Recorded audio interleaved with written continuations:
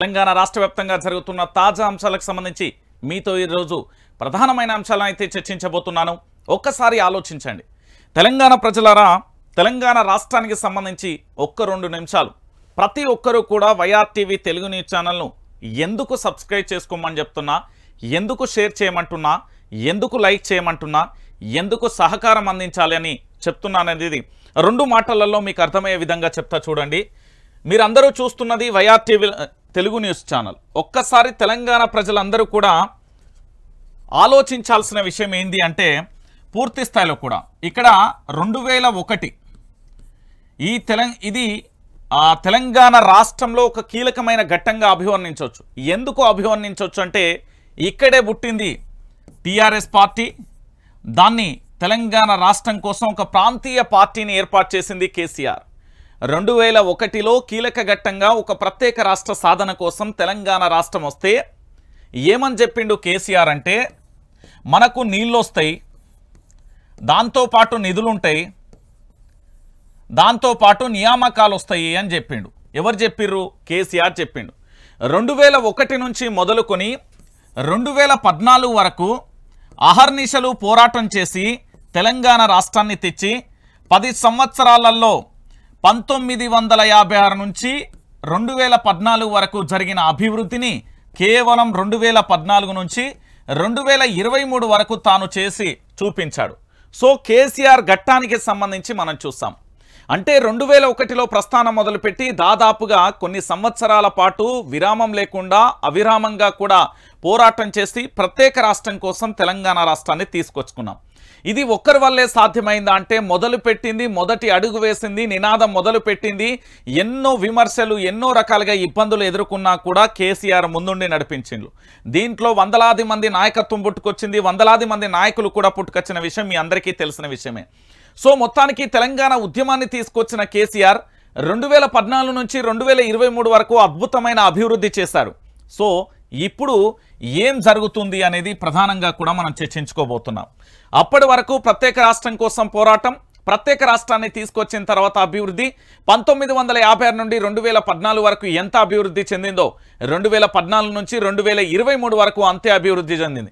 దాదాపు ఇక్కడ 58 సంవత్సరాలు, ఇక్కడ కేవలం 10 సంవత్సరాలలో మాత్రమే అభివృద్ధి చేసి చూపించిండు కేసీఆర్. దీంట్లో ఒక ప్రధానమైన అంశం ఏంటంటే, టీఆర్ఎస్ పార్టీ, తెలంగాణ రాష్ట్ర సమితి, అప్పటి పార్టీ గురించి చెప్తున్నాం. ఒక ప్రాంతీయ పార్టీ, ఒకటే ఎజెండా, ఈ రాష్ట్రాన్ని తీసుకురావడం కోసం అహర్నిశలు కృషి చేస్తున్న ఒక పార్టీగా అభివర్ణించవచ్చు. అలాంటి పార్టీకి సంబంధించి ఒక రాష్ట్రాన్ని తీసుకొచ్చిన పార్టీ టీఆర్ఎస్ పార్టీ. యావత్తు తెలంగాణ సమాజానికి కూడా తెలిసిందే. మరి కాంగ్రెస్ పార్టీ తెలంగాణ కోసం ఏం చేసింది అంటే, మేము ఇచ్చినామని చెప్తుంది. బీజేపీ ఏంది అంటే, మేము సపోర్ట్ చేసినామని చెప్తారు. మరి తెలంగాణ ఉద్యమాన్ని ముందుంచి నిరాహార దీక్ష చేసి, ఎన్నో రాస్తోరోకలు చేసి, కేసుల పాలయ్యి, బదనాములై తెలంగాణ రాష్ట్ర వ్యాప్తంగా అనేక రకాలుగా శారీరకంగా, మానసికంగా, అన్ని రకాలుగా ఆర్థికంగా ఒడిదడుకులు ఎదుర్కొన్నది మాత్రం గులాబీ బాస్ కేసీఆర్. ఇది మీ అందరికీ తెలిసిన విషయం. సో ప్రత్యేక రాష్ట్రానికి కోసం పోరాటం చేసింది టీఆర్ఎస్ పార్టీ, నేటి బీఆర్ఎస్ పార్టీ.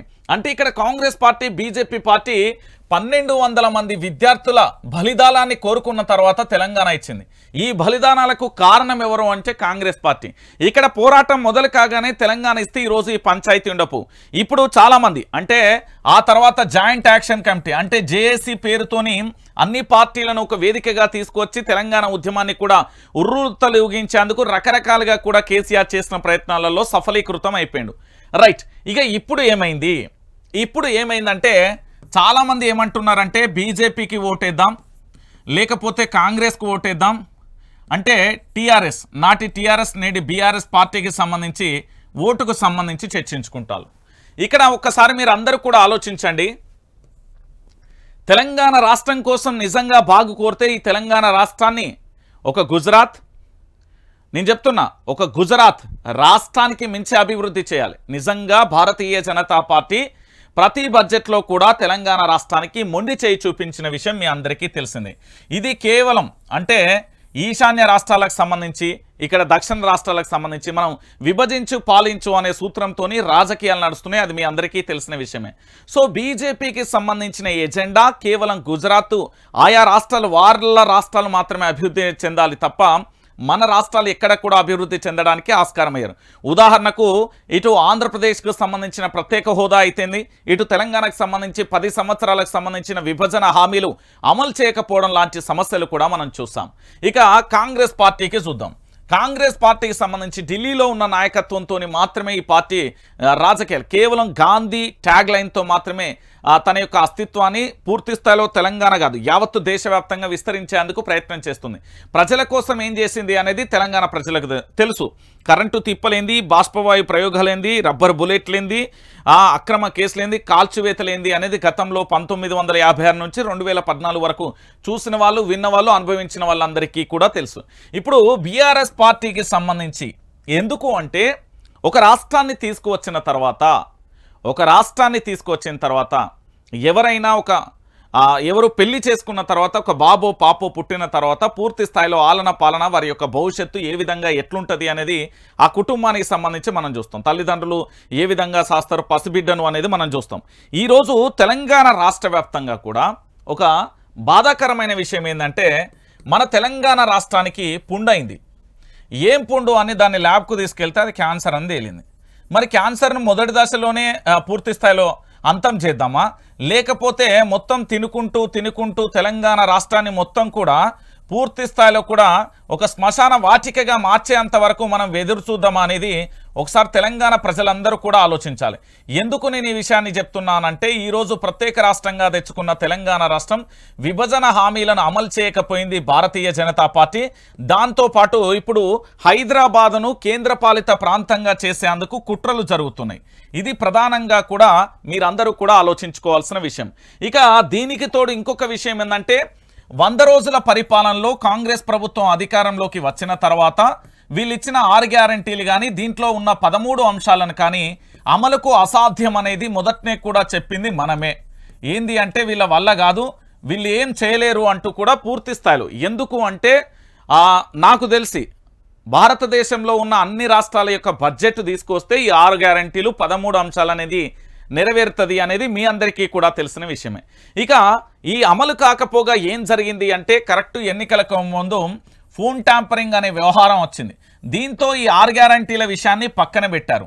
ఆ తర్వాత ఏం జరిగింది అంటే బీజేపీలోకి రేవంత్ రెడ్డి వెళ్తున్నాడంటూ స్వయాన కూడా ధర్మపురి అరవింద్ కానీ లక్ష్మణ్ కానీ ఎలేటి మహేశ్వర్ రెడ్డి కూడా చెప్తా ఉంటే ఇక్కడ కాంగ్రెస్ పార్టీకి సంబంధించిన నేతలు ఎవరు కూడా స్పందించలే. కానీ ఇప్పుడు కేసీఆర్ ఒక మాట అనగానే కూడా వాళ్ళందరూ కూడా ఏ విధంగా ఎట్లా పలుకుతున్నారు అనేది కూడా మనం చూస్తాం.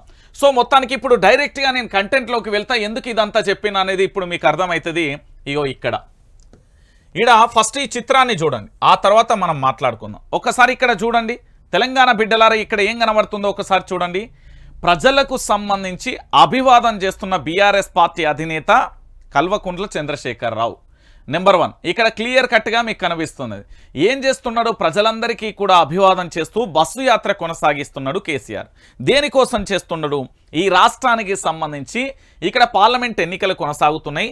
ఆల్రెడీ అసెంబ్లీ ఎన్నికలలో 39 స్థానాలను తెలంగాణ ప్రజలు ఇచ్చిర్రు. ఆ తర్వాత విపక్ష పార్టీలో కూర్చోబెట్టారు.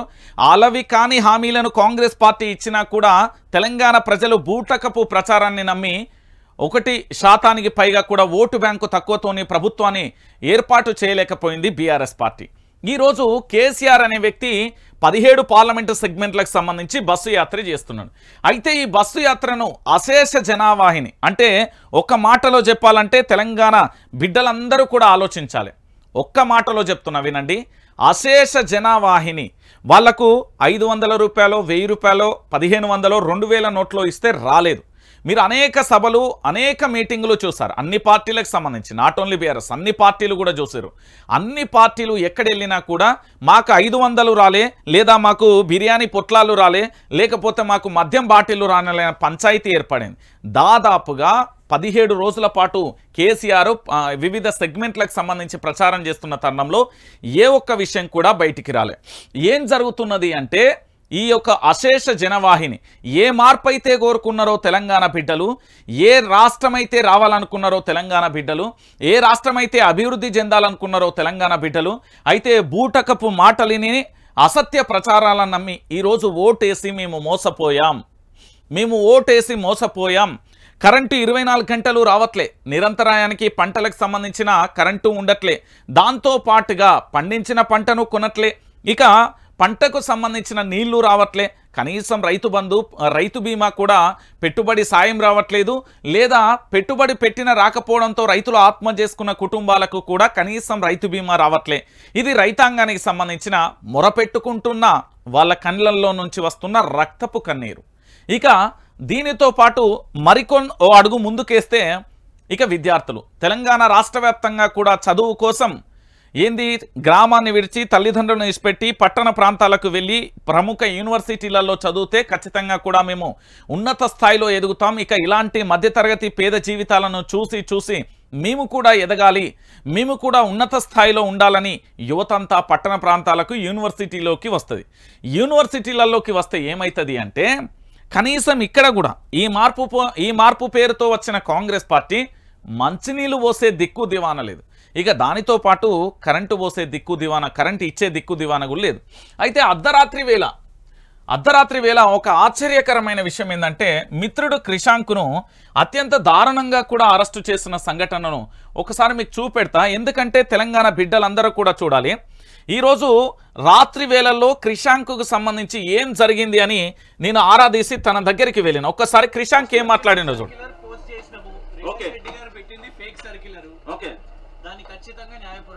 అంటే మధ్యాహ్నం నుంచి ఎక్కడికెక్కడికి తీసుకెళ్లారు, ఎలాంటి ఇబ్బందులు? చాలా చోట్ల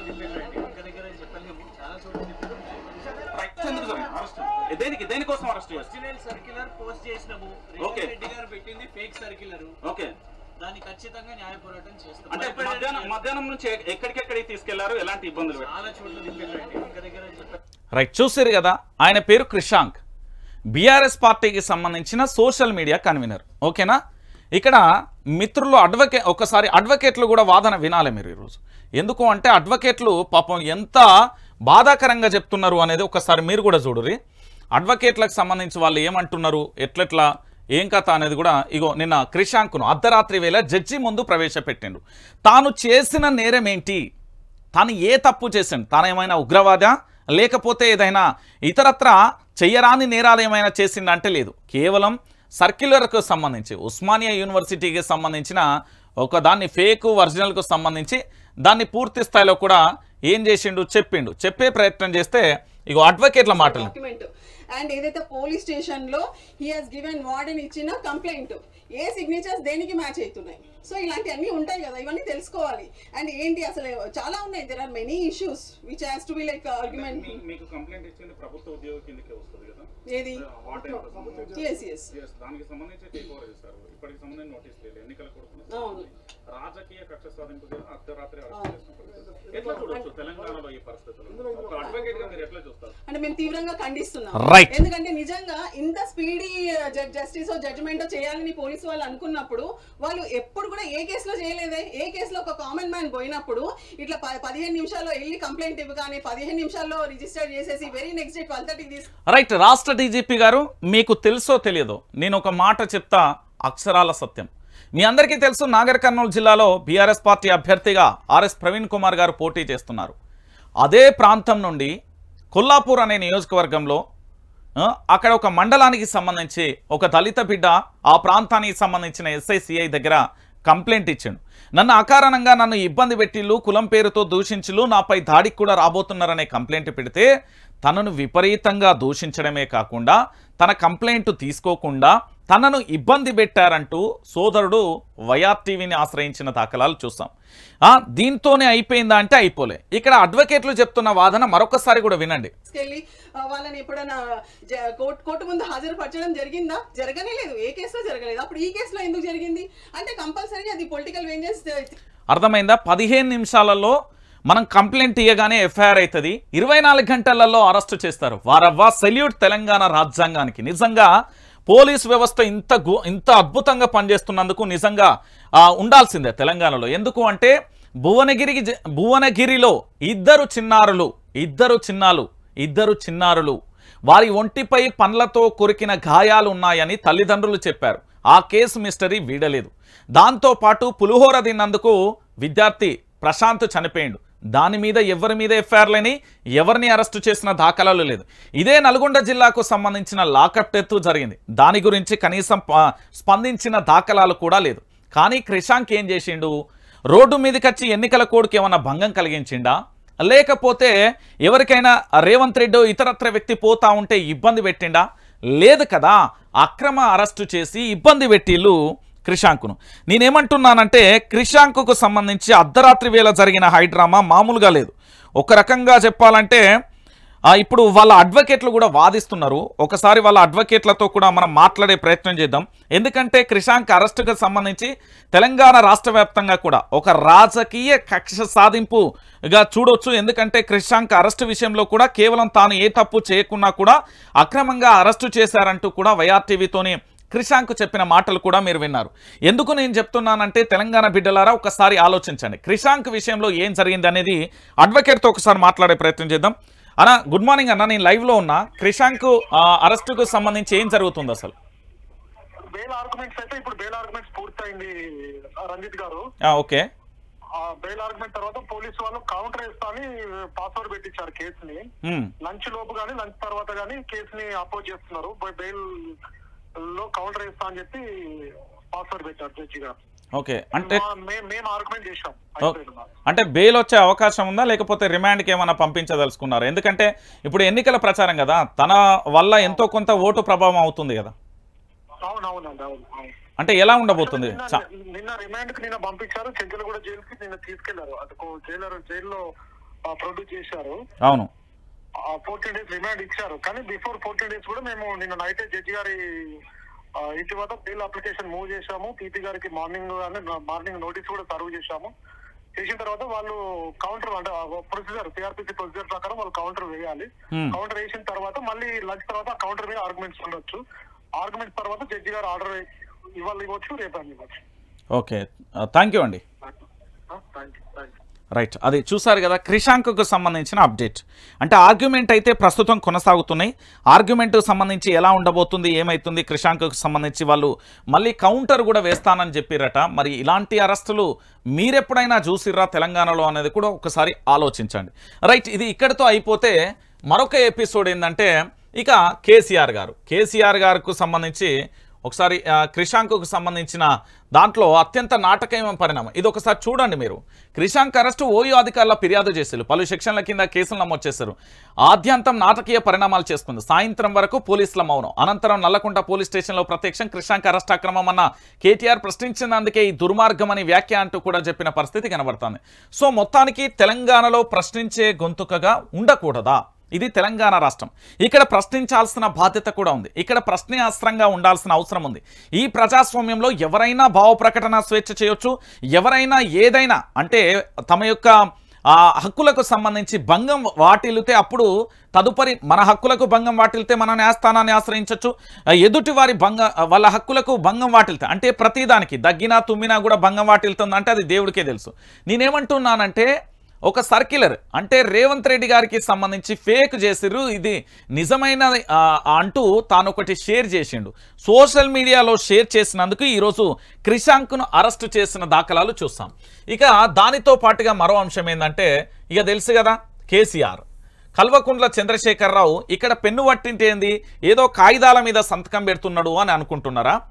గతంలోనట ఒక సభలో మాట్లాడినప్పుడు నోటీసులు ఇచ్చారు, 48 గంటల వరకు కేసీఆర్ ఇంటర్వ్యూలలో పాల్గొనొద్దు, కేసీఆర్ ఎక్కడా మాట్లాడకూడదు, కేసీఆర్కు సంబంధించి కనీసం ఎలాంటి ప్రచారం కూడా చేయొద్దు అంటూ చెప్తే కేసీఆర్ ఏమన్నాడో తెలుసా? కేసీఆర్ ఏమంటాడు మీ అందరికీ తెలియదా? కేసీఆర్తో పెట్టుకుంటే ఏమవుతుందో అందరికీ తెలుసు. కేసీఆర్ ఏమన్నాడు అంటే తెలంగాణ బిడ్డలారా మీరు ఒక వీడియో చూడాలి. ఎందుకు అంటే కేసీఆర్కు సంబంధించి అంత సింపుల్గానైతే ఉండదు కదా, ఒక్కసారి మీరు చూడుర్రి. ఇగో కేసీఆర్ ఏమన్నాడో ఒక్కసారి వినరు మీరు. తెలంగాణ ప్రజలను కాపాడాలని, తెలంగాణను ఎట్టి పరిస్థితుల్లో ఆగం కానియద్దని నేను పోరాటం చేస్తా ఉన్నా. నా ప్రాణం ఉన్నంత వరకు తెలంగాణకు అన్యాయం జరగనివ్వను, ఎట్టి పరిస్థితుల్లో జరగనివ్వనని చెప్పి నేను హామీ ఇస్తా ఉన్నా. కవిత బ్రహ్మాండమైన నాయకురాలు, మచ్చలేని మనిషి, పార్లమెంట్ సభ్యురాలిగా మీ అందరి ఆదరాభిమానాలు పొంది గత 5 ఏళ్ళు బ్రహ్మాండంగా పనిచేసింది. ఈసారి కూడా కవితకు అవకాశం ఇస్తే రేపు పార్లమెంట్ లో ఇతర ఎంపీలతో పాటు తెలంగాణ హక్కులు కాపాడడానికి, తెలంగాణ నీళ్లు తెలంగాణ కాపాడడానికి, తెలంగాణకు నిధులు రాబట్టడానికి, తెలంగాణ అస్తిత్వాన్ని రక్షించడానికి, తెలంగాణను ముందుకు తీసుకుపోవడానికి మీ సేవకురాలిగా పనిచేస్తుంది. కాబట్టి కవితను గెలిపించాలని నేను మీ అందరినీ కూడా కోరుతా ఉన్నా. ఇప్పుడు మీరందరూ మహబూబాబాద్ లో ఈరోజు ఇంత పెద్ద ఎత్తున బ్రహ్మాండంగా తరలి వచ్చినారు. ఒక ఉప్పెనలాగా మహబూబాబాద్ లో నేల ఈనిందా అన్నట్టుగా మీరంతా తండుకొని వచ్చారు. మీ అందరికీ కూడా ఇంత ఆవేశపూరితంగా వచ్చిన మీ అందరికీ పేరు పేరున నేను ధన్యవాదాలు తెలియజేస్తా ఉన్నా. అందరికీ తెలుసు బీఆర్ఎస్ యొక్క స్వప్రయోజనాలు ఏముండవు. ప్రతి క్షణం ప్రజల కోసం, ప్రతి క్షణం ప్రగతి కోసం, ప్రతి మాట ప్రజల కోసం, ప్రతి అడుగు ప్రజల కోసంగా బీఆర్ఎస్ తెలంగాణ ఇంటి పార్టీగా పనిచేస్తుంది. కాబట్టి బీఆర్ఎస్ ఆదరించి కవితను గెలిపించాలని కోరుతూ నేను సెలవు తీసుకుంటా ఉన్నా. జై తెలంగాణ, జై తెలంగాణ, కారు గుర్తుకే. రైట్. కేసీఆర్ ఏమన్నాడు? ప్రాణం ఉన్నంత వరకు కూడా తెలంగాణ రాష్ట్రం కోసం నేను పనిచేస్తా అని చెప్పాడు. ఇక్కడ ఏం జరిగింది? కేసీఆర్ యాత్రకు ఈసీ బ్రేక్ లేచింది. 48 గంటల పాటు ప్రచారంపై నిషేధం చేసింది. సిరిసిల్లలో చేసిన వ్యాఖ్యలపై ఈసీకి కాంగ్రెస్ ఫిర్యాదు చేసింది. కేసీఆర్ వివరణ ఇచ్చిన వెనక్కి తగ్గని ఈసీ మహబూబాద్లో నోటీసులు ఇచ్చిన అధికారులు. హడావిడిగా రోడ్ షో ముగించిన కేసీఆర్ నేడు జమ్మికుంట రోడ్ షో రద్దు. బడేబాయి చోటేబాయి కుట్రేనన్న కేటీఆర్. రాష్ట్ర రాజకీయాలలో సంచలనమైన పరిణామం చోటు చేసుకుంది. బస్సు యాత్ర ద్వారా గులాబీ కేడర్లో జోష్ నింపుకున్న కేసీఆర్పై ఎలక్షన్ కమిషన్ ఆంక్షలు పెట్టింది. 48 గంటల పాటు ఎలాంటి రాజకీయపరమైన కార్యక్రమాలలో పాల్గొనొద్దని ఆయనకు నోటీసులు ఇచ్చింది. అయితే ఇదంతా కాంగ్రెస్ బీజేపీ కుట్ర అని బీఆర్ఎస్ స్పష్టంగా వాదిస్తుంది. కేసీఆర్కు వస్తున్న ఆదరణ చూడలేక ఇలాంటి నీచాలకు దిగజారుతుందని మండిపడింది. మోదీ రేవంత్ రెడ్డి కలిసి కుట్రలు చేస్తున్నారంటూ కూడా వాళ్ళు ఆరోపించారు. అయితే ఆ ఆరోపణలలో ఇంకేం జరిగింది అనేది చూడాలి. ఇక్కడ కల్వకుంట్ల తారక రామారావు ట్వీట్ చేసిండు, ఫేస్బుక్ అంతా సోషల్ మీడియా వ్యాప్తంగా కూడా. ఇదెక్కడి అరాచకం? ఏకంగా తెలంగాణకు ప్రశ్నించే గొంతుక పైన తెలంగాణ రాష్ట్రాన్ని తీసుకొచ్చిన నేత, తెలంగాణ ఉద్యమానికి ఉవ్వెత్తున తీసుకొచ్చి ఒక రాష్ట్రాన్ని సాధించి తొలి ముఖ్యమంత్రిగా పనిచేసిన కేసీఆర్ గొంతునే నొక్కే ప్రయత్నం చేస్తున్నారు అంటూ కేటీఆర్ ఒక ప్రధానమైన వ్యాఖ్య చేశారు. మోదీ విద్వేష వ్యాఖ్యలు ఈసీకి వినిపించలేదా? ఆ రేవంత్ బూతులు ఈసీకి ప్రవచనలా అనిపించాయా? బడేబాయి చోటేబాయి కలిసి చేసిన కుట్ర కాదా అంటూ కేటీఆర్ చాలా స్పష్టంగా కూడా ఒక అంశాన్ని తెలంగాణ ప్రజలకు చెప్పే ప్రయత్నం చేసిండు.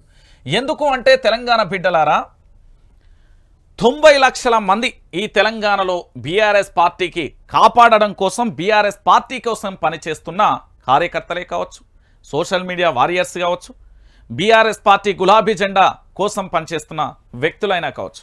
నేను అందరికీ చెప్పేది ఒకటే, మీరు 90 లక్షల మంది తలుసుకుంటే, 90 లక్షల మంది తలుసుకుంటే ఒక్కరోజు ప్రచారం చేస్తే ఏ ఎలక్షన్ కోడ్కు ఆపింది గులాబీ అధినేతనే, కానీ గులాబీ సైన్యాన్ని ఆపలే కదా. మనమందరం ఇట్లా చేతులు కట్టుకొని కూర్చుందామా? గ్రామ గ్రామాల, వాడవాడల, ఇంటింటికి, గడప గడపకు తిరిగి ప్రచారం చేసి 17కు 17 స్థానాలు గెలిపించి జాతీయ స్థాయిలో ఉన్న ఇతర రాష్ట్రాల ఢిల్లీ, గుజరాత్ బానిసలకు ఒక చెంపపెట్టులా చూపెడదామా అనేది మీరు ఆలోచించుకోవాలి. నేను ఎందుకు ఈ విషయాన్ని చెప్తున్నానంటే, ఆపింది ఉద్యమ నేతను, కానీ సైన్యాన్ని ఎక్కడ ఆపలే. కాబట్టి మీరందరూ కూడా 17కు 17 స్థానాలు, ఎన్ని సర్వేలు చెప్పినా, ఎవడొచ్చి చెప్పినా నేనంతా నిజమే చెప్తాను, నేను అబద్ధం చెప్పానని నిన్న ఒక సత్యపూస బయటకు వచ్చింది, శుద్ధపూస. మొత్తం బీజేపీ కాంగ్రెసే గెలుస్తుంది, కనీసం తెలంగాణలో బోనీ కూడా కొట్టదు బీఆర్ఎస్ పార్టీ అని చెప్పింది. అంతా నిజమే చెప్తా, అసలు అబద్ధమే ఉండదు అని నేను చాలా క్లారిటీగా చెప్తున్నా. తెలంగాణలో బీఆర్ఎస్ పార్టీ ఖచ్చితంగా కూడా 8 నుంచి 12 స్థానాల వరకు అవకాశం ఉంది. మీరు కష్టపడితే ఖచ్చితంగా కూడా విజయం మీ పక్షానే ఉంటుంది. మీరు ఎక్కడ నిరాశ చెందాల్సిన అవసరం లేదు. ఇగో ఇలాంటి కుట్రలు కుతంత్రాలు ఎన్ని రోజులు? చేతిలో వ్యవస్థ ఉంది కదా, చేతులలో ప్రభుత్వాలు ఉన్నాయి, చేతిలో మా చెప్పు చేతలలో అన్నీ ఉన్నాయంటే ఎన్ని రోజులు? ఒకానొక సమయంలో ప్రకృతే దానికి సమాధానం చెప్పాల్సిన సమయం కూడా ఆసన్నమైంది. సో మీరందరూ కూడా ఒక సైన్యంలా పనిచేస్తే ఖచ్చితంగా కూడా ఏం జరగాలో అది జరుగుతుంది. కాబట్టి ఆలోచించుకోండి. ఇక రేవంత్ బూతులు మాట్లాడితే ఆపరు, కేసీఆర్ ప్రశ్నిస్తే ఆపుతారు. మోదీ మత విద్వేషాలు. రేవంత్ బూతులు ఈసీకి వినిపించవా? కేసీఆర్ ప్రజల గుండెలలో ఉన్నాడు. బస్సు యాత్రకు గజగజ వణుకుతున్నారు. రేవంత్ దిగజారి ప్రవర్తిస్తున్నాడు. చిన్నకొండూరు రోడ్ షోలో హరీష్ రావు అంటూ కూడా చెప్పిన పరిస్థితి కనబడుతుంది. ఇక్కడ మరోవైపు కేటీఆర్ కూడా రేవంత్ జేజమ్మ వల్ల కూడా కాదు, కేసీఆర్ ఆనవాళ్లు చెరపాలంటే, తెలంగాణ లేకుండా చేయాలంటే ఉద్యమంలో కార్మికుల ప్రముఖ పాత్ర, కార్మికుల పట్ల కేసీఆర్ హృదయం గొప్పది, కార్మికులను చావగొట్టినందుకు మోదీ దేవుడా, రేవంత్ వచ్చిన 4 నెలల్లో కార్మికుల కష్టాలు మేడే వేడుకలలో కేటీఆర్ అంటూ కూడా చెప్పిన పరిస్థితి. ఇక్కడ ఏం జరుగుతున్నది? రాష్ట్రాన్ని తెచ్చింది కేసీఆర్. మర్రి చెట్టు లాంటి ఒక చెట్టును పెట్టి దానికి నీడనిస్తే ఆ చెట్టునే కొట్టేయాలనుకున్న దుష్టులకు నీడే ఆడ ఉంటుంది. మీరు సింపుల్గా ఆలోచించండి. తెలంగాణ రాష్ట్రాన్ని సాధించిన కల్వకుంట్ల చంద్రశేఖర్ రావును ఆనవాళ్ళు లేకుండా చేయడం అనేది బహుశా గాలిమేడల్ లాంటిది. మీరందరూ ఆలోచించాల్సిన విషయం ఏంటంటే, ఇక్కడ ప్రశ్నించే గొంతుకలకు, బీఆర్ఎస్ పార్టీ అధినేతకు మనకు మాత్రమే రాజ్యాంగం రూల్స్ పనిచేస్తాయి, కానీ ఇతర 2 జాతీయ పార్టీలకు ఎందుకు పనిచేయ అనేది ఒకసారి మీరు అందరూ కూడా ఆలోచించాలి దయచేసి. కేసీఆర్కు నోటీసులు ఇస్తాడు, ఈయన పేగులు మెడలు వేసుకుంటా అంటాడు, 20 మీటర్ల లోతు తొక్కుతా అంటాడు, తొక్కి పైకి వచ్చినా అంటాడు, ఎవడొస్తాడో రాండిరా అంటాడు. విద్వేషాలు రెచ్చగొట్టే ప్రయత్నం చేస్తే కూడా అతని మీద ఎలాంటి చర్యలు ఉండవట. కానీ కేసీఆర్ మాట్లాడితే, ప్రశ్నిస్తే మాత్రం కేసులంట. ఇక మీరే ఆలోచించుకోరు తెలంగాణ బిడ్డలారా. ఇంతకంటే దారుణమైన చర్య ఇంకోటి ఏంటో, ఇగో కాంగ్రెస్తో నాకు సంబంధం లేదు, ఢిల్లీ పోలీసులకు సీఎం రేవంత్ వివరణ. అమిత్ షా ఫేక్ వీడియో వ్యవహారంలో కొత్త కథ, సీఎంఓ పర్సనల్ అకౌంట్స్ మాత్రమే వినియోగిస్తున్నా. ఐఎన్సీ తెలంగాణ ట్విట్టర్ అకౌంట్తో సంబంధం లేదు, పీసీసీ చీఫ్ సంబంధం లేదని ఎలా అంటారు? నెటిజన్ల నుంచి వినిపిస్తున్న పరిస్థితి. 6 గ్యారెంటీల గురించే ఈయన సంబంధం లేదని చెప్పిండు. రేవంత్ రెడ్డి ఏమన్నాడో తెలుసా? 6 గ్యారెంటీల గురించే నాకు సంబంధం లేదు అంటూ చెప్పిండు. ఇంకెక్కడిదిగా 6 గ్యారెంటీలే సంబంధం లేనప్పుడు ఈయనకు కాంగ్రెస్ పార్టీతోనేం సంబంధం, ఏం కథ అనేది కూడా ఒకసారి మీరు అందరూ ఆలోచించాల్సిన విషయం. నేను ఒకటే మాట చెప్తున్నా తెలంగాణ బిడ్డలారా, ఈరోజు తెలంగాణ రాష్ట్ర వ్యాప్తంగా కూడా ఢిల్లీ నుంచి మరోసారి కూడా ఇప్పుడు ప్రస్తుతానికి సంబంధించి పలువురికి నోటీసులు అయితే ఇచ్చిల్లు. అయితే 4 మొబైల్ ఫోన్లను కూడా సీజ్ చేసే అవకాశం ఉంది. వారితో పాటు అమిత్ షా ఫేక్ వీడియోకు సంబంధించి ప్రధానంగా కూడా మార్పింగ్ కేసులో కీలక పరిణామాలు అయితే చోటు చేసుకుంటున్నాయి. ఇన్ఛార్జిగా ఉన్న సోషల్ మీడియా సతీష్తో పాటు నవీన్ ఇతరత్ర ఢిల్లీ నుంచి మరోసారి గాంధీ భవన్కి అయితే పోలీసులు చేరుకున్నారు. కాంగ్రెస్కు సంబంధించిన 4 నేతలకు నోటీసులు ఇవ్వగా 4 ఫోన్లను కూడా సీజ్ చేసే అవకాశం ఉన్నట్లుగా మనకైతే సమాచారం అందుతుంది. నేను చెప్పిన కదా, కాంగ్రెస్తో సంబంధం కాదు అంటే ఈ లెక్కన ధర్మపురి అరవింద్ కానీ, వారితో పాటు ఎలేటి మహేశ్వర్ రెడ్డి, లక్ష్మణ్ కానీ వీళ్ళందరూ చెప్పిన మాటలు సత్యమే. ఎందుకు అంటే ఇతను భారతీయ జనతా పార్టీలోకి రాబోతున్నాడు. కాంగ్రెస్తో నాకు సంబంధం లేదు అన్నప్పుడు ఇక భారతీయ జనతా పార్టీలో అడుగు పెడుతున్నాడనే అర్థం కదా. ఇది మీరు ఆలోచించుకోర్రి. ఇక దీనితో పాటుగా మీ అందరికీ తెలుసు, ఇక ఈయన వేండని బాగా ఏదేదో లొల్లి ఎత్తాలి. కాంగ్రెస్లోకి మాజీ మంత్రి ఇంద్రకరణ్ రెడ్డి అంటూ ఓ అంశాన్ని తీసుకొచ్చి, నేను ఉంటేంది పోతుంది, ఏమవుతుంది ఆయనతోని? పదవి ఏంది? పదవులు ఉన్న చోట పాకులాడే నాయకులు కాదు, ప్రజల కోసం పనిచేసే నాయకులు, ఆ వ్యవస్థ కావాలి మనకు. రైట్. ఇక చూడుర్రి, నిన్న కేంద్ర మంత్రి కిషన్ రెడ్డి మార్పింగ్ కేసులో A1 రేవంత్ రెడ్డి, కేంద్ర మంత్రి కిషన్ రెడ్డి వ్యాఖ్యలు, సీఎం జైలు ఊచలు లెక్కించడం ఖాయం, వారం రోజులుగా తీవ్ర అసహనంలో పీసీసీ ప్రెసిడెంట్, అభివృద్ధిలో చర్చకు సిద్ధమా, రాష్ట్రానికి 10 లక్షల కోట్లు ఇచ్చినాం, అంబేద్కర్ను అవమానించిన ఘనత కాంగ్రెస్దే, ఐఎన్సీ అంటే ఇటలీ నేషనల్ కాంగ్రెస్, దళిత గిరిజనుల రాష్ట్రపతులుగా గౌరవించామంటూ కిషన్ రెడ్డి చెప్పిండు. కిషన్ రెడ్డి ఏమన్నాడంటే, మార్పింగ్ కేసులో A1 రేవంత్ రెడ్డిగా ఉన్నాడు, పక్కా కూడా సీఎం జైలు ఊచలు లెక్కించడం అయితే ఖాయమంటూ నిన్న కిషన్ రెడ్డి అగ్గి మీద గుగ్గి అయిపోయాడు. బరాబరి చెప్పిండు. ఎట్లా అంటే ఇక మామూలుగా ఉండదు అంటూ కూడా చెప్పిండు. ఒక దశలో చెప్పాలంటే ఇంత ఘోరమైన పరిస్థితి తెలంగాణలో మేము ఇట్లా ఫోటోలు వీడియోలు మార్పింగ్ చేస్తూ వచ్చిన సంఘటనలు గతంలో కూడా రేవంత్ రెడ్డికి సంబంధించి ఉత్తమ్ కుమార్ రెడ్డి మీద ప్రధానంగా కూడా కక్షగట్టి మరీ కూడా చేస్తే ఏకంగా పోలీస్ స్టేషన్ ఆశ్రయించడం, ఆ పోలీసులు వచ్చి పూర్తి స్థాయిలో వాళ్ళ సోషల్ మీడియా మీద దాడి చేయడం, ఇవన్నీ సంఘటనలు మీరు చూస్తారు. సో మొత్తానికి A1 రేవంత్ రెడ్డి ఏం జరుగుతుంది, ఏం కథ అనేది కూడా మనం చూడాల్సిన పరిస్థితి అయితే ఏర్పడుతుంది. ఇక దానితో పాటుగా మొత్తానికైతే నాకు సంబంధం లేదని అయితే చెప్పిండు. ఇక కేసీఆర్కు సంబంధించి ఆయనకు ఈసీ షాక్ ఇచ్చినా ఎవరు షాక్ ఇచ్చినా అల్టిమేట్గా ఏం జరుగుతుంది అనేది మీ అందరికీ తెలిసిన విషయం. అయితే నిన్న ఒక ఆసక్తికరమైన అంశాన్ని కేసీఆర్ చెప్పిండు. రైతుల ఉసురు తీస్తున్న కాంగ్రెస్ రైతు బంధు రైతు బీమా అమలు చేయడం లేదు, పంటకు 500 బోనస్ సైతం ఉత్తిదే అంటూ కూడా చెప్పిన పరిస్థితి కనబడుతుంది. సో మొత్తంగా ఏడాదిలోగా రాష్ట్ర రాజకీయాలను శాసించనున్న కేసీఆర్ అంటూ కూడా చూడొచ్చు. అందుకు 10 నుంచి 12 లోక్సభ స్థానాలను గనక ప్రజలు ఇస్తే మరొకసారి సీఎంగా కేసీఆర్ను చూసే అవకాశాలు ఉన్నాయనేది సోషల్ మీడియాలోనైతే చర్చనీయాంశంగా మారుతుంది. ఇగో ప్రాణం ఉన్నంత వరకు రాష్ట్రానికి అన్యాయం జరగనివ్వను, నా గుడ్లు పీక్తానన్న రేవంత్పై ఎందుకు చర్యలు తీసుకోలేదు? ఏంది అంటే ఇదే కేసీఆర్కు సంబంధించి పూర్తి స్థాయిలో ఆయన మీద విమర్శలు చేసిన వాళ్ళందరినేమో ఏమనలే, కానీ మిగతా వాళ్ళ మీద మాత్రం వాళ్ళకైతే ఏమనలే. ఇక కేసీఆర్ను మాత్రమే ఇబ్బంది పెట్టే ప్రయత్నం అయితే చేశారు. ఇక ఈ పేపర్ గురించి మీకు చెప్పాలనే వచ్చిన ఇగో చూడుర్రి ఎంత దారుణం అంటే ఇది. ఇగో ఏముండదు ఇలా కేసీఆర్ని ఎప్పుడు తిడదామా, ఇగో చూడు కేసీఆర్ను ఇగో ఇట్లనే తిట్టుడు తప్ప ఇలా ఏముండదు. మొత్తం వాళ్ళ ఏంది అంటే భజన పేపర్ అది చూపెట్టడానికే వచ్చిన. ఇక తెలంగాణ నిరుద్యోగులారా, ఓ యువత, తెలంగాణలో ఉన్న 40 లక్షల మంది నిరుద్యోగులందరికీ కూడా జర్నలిస్ట్ రంజిత్ ఒక అంశాన్ని చెప్పబోతున్నాడు. ఏంటి అంటే తెలంగాణ బిడ్డలారా ఒకసారి మీరు ఆలోచించండి. ఇందులో మీరు పూర్వం అంటే గతంలో వెళ్ళి చూసినా కూడా వైఆర్టీవీ తెలుగు న్యూస్ ఛానల్లో మీకోసం అంటే దాదాపుగా 40 లక్షల మంది యువత ఎవరైతే ఉన్నారో, నిరుద్యోగులు ఎవరైతే ఉన్నారో వాళ్ళ పక్షాన పోరాటం చేసి మీరు ఇందిరా పార్క్లో ధర్నా చేసినప్పుడు వచ్చినాం, దాంతోపాటు మీరు ప్రజాభవన్ ముట్టడించినప్పుడు వచ్చినాం, గవర్నర్ దగ్గర వెళ్ళినప్పుడు వచ్చిన, సెక్రటరియట్కి వెళ్ళినప్పుడు వచ్చిన. ఇప్పుడు మీకు అన్యాయం జరగబోతున్నది.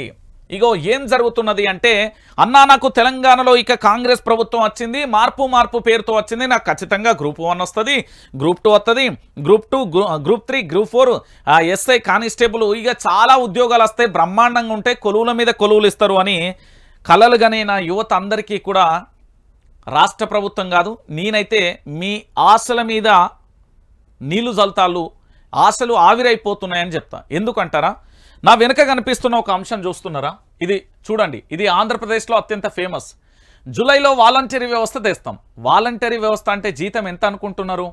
వారి నెలకు 10,000 చొప్పున వేతనం, ప్రజలకు పథకాలు అందించేలా కార్యాచరణ. అంటే ఇక ఉద్యోగస్తులు అవసరం లేదు. వాలంటరీ వ్యవస్థతోని ఆంధ్రప్రదేశ్లో జరిగిన ఆ వ్యవస్థ అంటే ప్రజలకు సంక్షేమ పథకాల విషయంలో ఓకే, కానీ ఇతర శాఖలకు సంబంధించి అన్నింటికీ ఏ విధంగా మైనస్ అయిందో మీరు చూడొచ్చు. ఇక ప్రజలకు రాజీనామా పేరిట హరీష్ రావు డ్రామాలో మంత్రి కోమటిరెడ్డి, ఇది పక్కన పెడితే వాలంటరీ వ్యవస్థ తీసుకొచ్చి ఉద్యోగాలకు చెక్కు పెడుతుంది కాంగ్రెస్ ప్రభుత్వం. కాబట్టి యువత మీరు ఆలోచించండి.